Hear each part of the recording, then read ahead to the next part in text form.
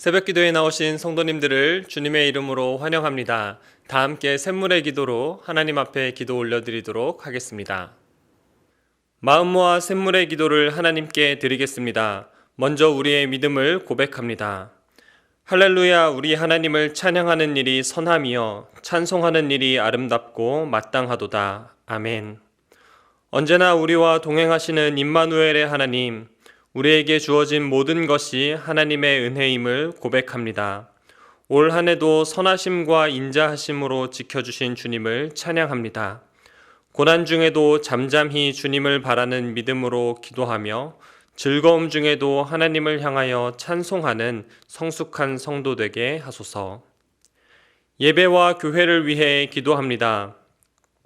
여호와께 그의 이름에 합당한 영광을 돌리며 거룩한 옷을 입고 여호와께 예배할지어다. 아멘. 예배의 주인 되신 하나님, 세상에서 가장 존귀한 자리로 우리를 초청하여 주신 은혜에 감사를 드립니다. 아버지의 이름을 거룩하게 하시고 예배 가운데 영광받아 주소서. 모든 성도가 하나님을 향한 경의를 품고 합당한 자세로 예배하게 하소서. 일상 가운데 그리스도의 몸된 교회로서 자녀의 품위를 지키는 지혜도 허락하소서. 목자를 위해 기도합니다. 그러므로 하나님의 능하신 손 아래에서 겸손하라. 때가 되면 너희를 높이시리라. 아멘. 우리의 참 목자 되신 예수님, 목장을 위해 수고하는 목자들을 주님께서 기억하여 주소서. 사람을 섬기는 복된 직분을 감당하게 하시니 감사합니다. 즐거워하는 자들과 함께 즐거워하는 기쁨을 누리게 하시고 우는 자들과 함께 울 수 있는 귀한 마음을 주소서.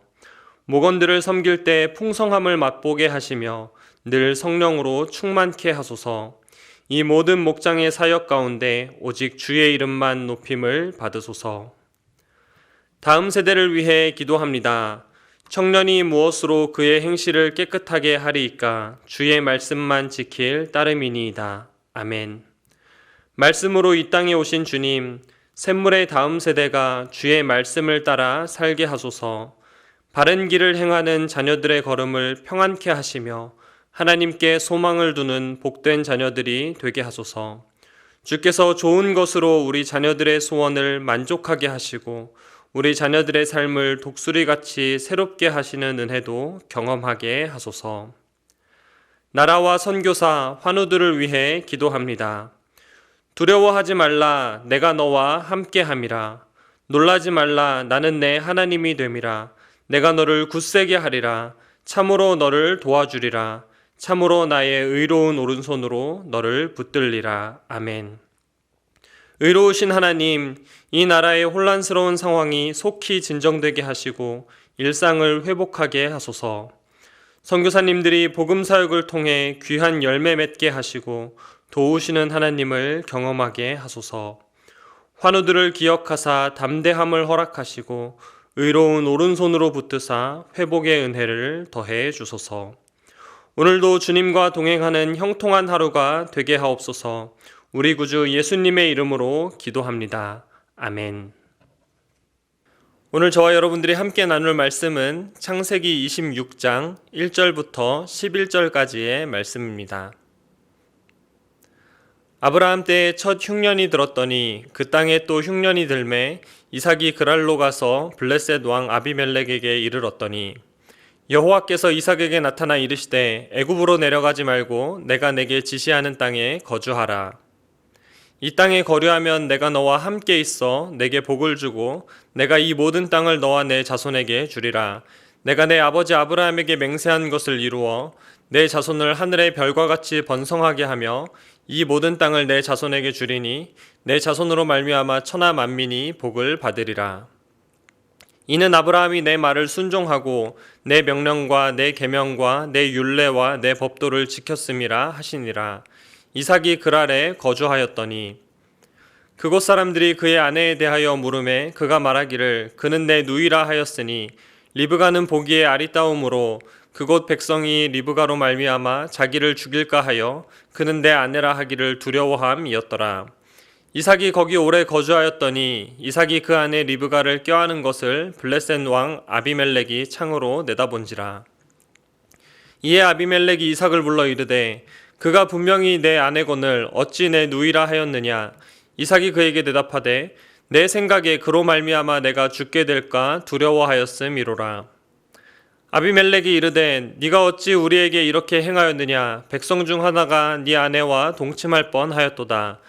네가 죄를 우리에게 입혔으리라. 아비멜렉이 이에 모든 백성에게 명하여 이르되 이 사람이나 그의 아내를 범하는 자는 죽이리라 하였더라. 아멘.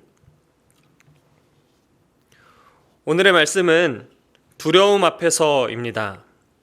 이삭에게 두 가지 두려움이 찾아왔습니다. 첫 번째는 재난이었습니다. 오늘 본문 1절부터 6절에 대한 내용인데요. 의식주에 대한 문제가 생겼습니다. 기근이 들어서 흉년이 들어서 먹고 살 길이 막막해졌습니다. 7절 이후로는 안전에 대한 위협이 찾아왔습니다. 그랄 민족들, 사람들에 대한 공포가 찾아오게 된 것입니다. 한편으로는 신앙적 성숙함으로 또 한편으로는 우여곡절을 겪으며 두려움을 헤쳐나가고 있는데 언제 어디서 찾아올지 모르는 두려움입니다. 그 두려움 앞에서 성도는 어떻게 의연하게 대처할 수 있을지 함께 묵상해 보려고 합니다. 두려움을 이기는 비결은 무엇인가? 우선 첫 번째로 두려움을 인정하라입니다. 피할 수 없다면 즐겨라 이런 표현이 있는데 두려움이라는 것이 즐길 만한 거리는 아니죠. 그런데 인생을 살아가면서 피할 수 없는 것, 꼭 만나게 되는 것이 바로 두려움입니다. 두려움은 사람을 가리지 않고 찾아옵니다. 당장 우리 임팩트 아이들 같은 경우에도 반편성을 이번 주 중에 했는데요. 내년에는 어떤 친구들을 만나게 될까? 또 어떤 선생님을 만나게 될까? 가벼운 두려움일 수 있지만 우리 아이들에게는 굉장히 중대한 문제로 다가옵니다. 수능을 치르고 결과를 기다리는 친구들 중에는 마치 인생의 갈림길에 선 것만 같은 그런 무거운 두려움을 느끼는 친구들도 있습니다. 인생에 연륜이 생기면 두려움으로부터 자유로울 수 있을까? 그렇지는 않습니다. 질병에 대한 두려움, 경제적 어려움으로 인한 두려움, 사람에 대한 두려움, 누구에게나 가리지 않고 찾아오는 것이 바로 두려움입니다. 무엇보다 두려움은 나에게도 찾아옵니다. 의연하게 대처할 때도 있지만 또 누군가에게는 아무것도 아닌 일이 나에게는 굉장히 큰 두려움으로 다가올 수도 있습니다. 그런데 이때에 두려움을 인정하는 것이 필요합니다.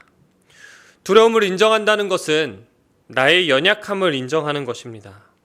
두려움을 이길 수 있는 힘이 나에게 없다는 사실을 인정하는 것입니다. 두려움은 충분히 극복할 수 있습니다. 내 힘이 아니라 하나님으로부터 오는 힘으로 극복할 수 있습니다. 도망갈 필요도 없고 애써 외면할 필요도 없습니다. 성도는 두려움을 이길 수 있는 비결을 가진 사람들입니다.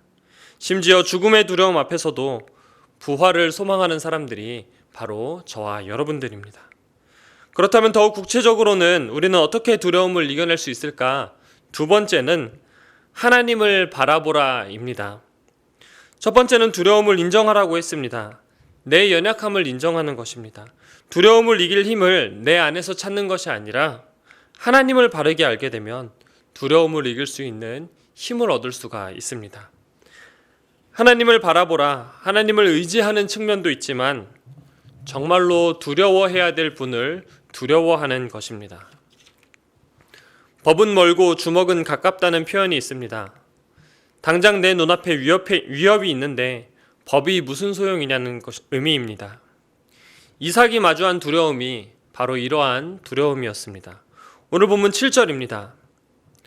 그곳 사람들이 그의 아내에 대하여 물으매 그가 말하기를 그는 내 누이라 하였으니 리브가는 보기에 아리따움으로 그곳 백성이 리브가로 말미암아 자기를 죽일까 하여 그는 내 아내라 하기를 두려워함이었더라. 두려움이 이삭을 움직이고 있습니다. 두려운 마음에 아브라함이 했던 실수를 이삭도 반복해서 저지르고 있습니다. 자신의 아내 리브가를 누이라고 속이는 것입니다. 그런데 그 거짓말이 오래가지 못합니다. 아비멜렉이 리브가가 이삭의 아내인 것을 확인하고 당장에 이삭을 불러서 따집니다. 아니 리브가가 너의 아내인 것이 확실한데 왜 누이라고 했냐? 이삭이 이야기합니다. 내가 죽게 될까 두려웠습니다. 이삭이 안전의 위협을 느끼면서 거짓말을 하게 됩니다. 하나님의 뜻, 하나님의 법, 하나님의 인도하심보다 사람에 대한 공포가 이삭을 사로잡고 있습니다. 그러나 성도는 마땅히 두려워할 분을 두려워해야 합니다. 그 어떤 세상적인 두려움보다도 크신 하나님을 두려워하기를 바랍니다. 이삭보다는 오히려 아비멜렉이 하나님을 두려워합니다. 오늘 본문 10절인데요. 아비멜렉이 이르되 네가 어찌 우리에게 이렇게 행하였느냐? 백성 중 하나가 네 아내와 동침할 뻔하였도다. 네가 죄를 우리에게 입혔으리라. 아비멜렉이 자신의 조상으로부터 아브라함 때의 이야기를 들었는지는 모르겠습니다. 그러나 오늘 본문에서 보여주는 뉘앙스는 이삭보다 아비멜렉이 오히려 하나님께 벌을 받을까 두려워하는 모습을 보고 있습니다. 두려움을 이기는 비결, 하나님을 바라보는 것입니다. 재앙이 두렵고 기근이 두렵고 코로나가 두렵습니다. 사람도 두렵습니다. 특별히 내 삶에 관여할 수 있고 내 삶에 영향력을 끼칠 수 있는 사람이면 더욱 그렇습니다. 그러나 그 모든 것들보다 하나님을 더욱 두려워하기를 바랍니다. 여호와를 경외하는 것이 지혜의 근본이라고 말씀하고 있습니다.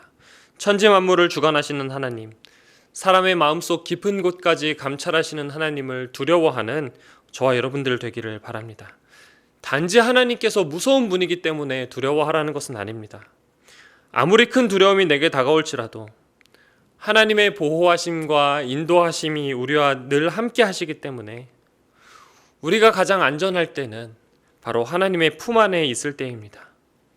나에게 다가오는 두려움보다도 크신 하나님을 바라보는 저와 여러분들 되시기를 우리 주님의 이름으로 축복합니다. 아멘. 마지막 세 번째, 두려움을 이기는 비결이 무엇인가? 세 번째로 말씀의 귀를 기울이라입니다. 하나님을 바라보는데 어떻게 바라보는가? 그냥 기도하면서 바라봅니다. 이런 것이 아니라 말씀을 통해서입니다.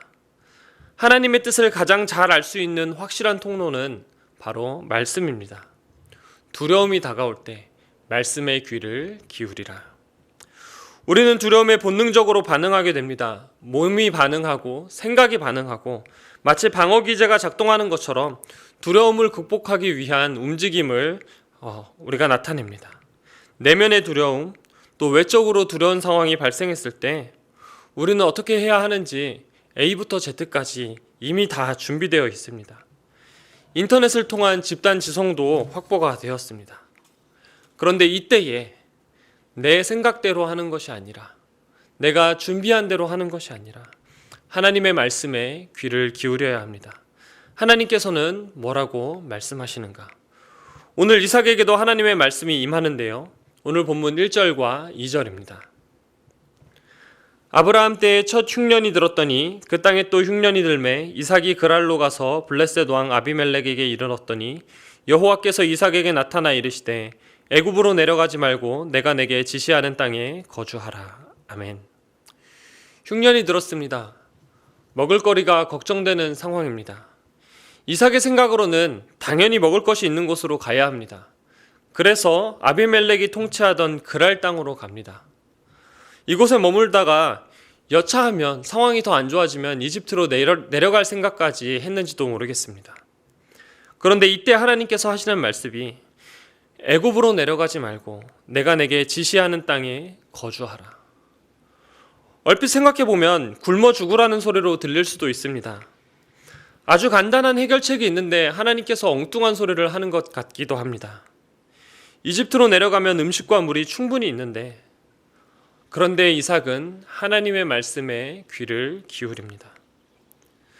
아마도 하나님의 테스트인 것 같습니다. 항상 물과 음식이 있는 이집트를 의지하지 말고 오직 하나님만을 바라봐라. 하나님을 바라보는 방법은 말씀의 귀를 기울이는 것입니다. 물론 이삭에게는 하나님의 말씀이 직접적으로 임했습니다. 굉장히 특별한 사건이고 오늘날을 살아가는 저와 여러분들에게 하나님께서 직접적으로 말씀하지는 않습니다. 우리에게 이미 성경 말씀이 주어져 있기 때문입니다. 그런데 아브라함에게도 하나님께서 말씀을 주셨음을 알 수가 있습니다. 오늘 본문 5절입니다. 이는 아브라함이 내 말을 순종하고 내 명령과 내 계명과 내 율례와 내 법도를 지켰음이라 하시니라. 하나님께서 이삭에게 아브라함에게 주신 약속을 다시 언급하시면서 아브라함이 하나님 앞에서 어떻게 행하였는지를 설명하고 있습니다. 아브라함이 어떻게 행동합니까? 내 말을 순종하고 내 명령과 내 계명과 내 율례와 내 법도를 지켰음이라. 하나님께서 이삭에게 아브라함의 태도에 대해서 다시금 이야기하고 있습니다. 아주 거창하게 말씀하십니다. 아브라함에게는 계명, 율례, 법도 이런 게 사실은 없었습니다. 구약 성경, 율법이 주어지지 않았던 시대를 살았던 사람이 아브라함입니다.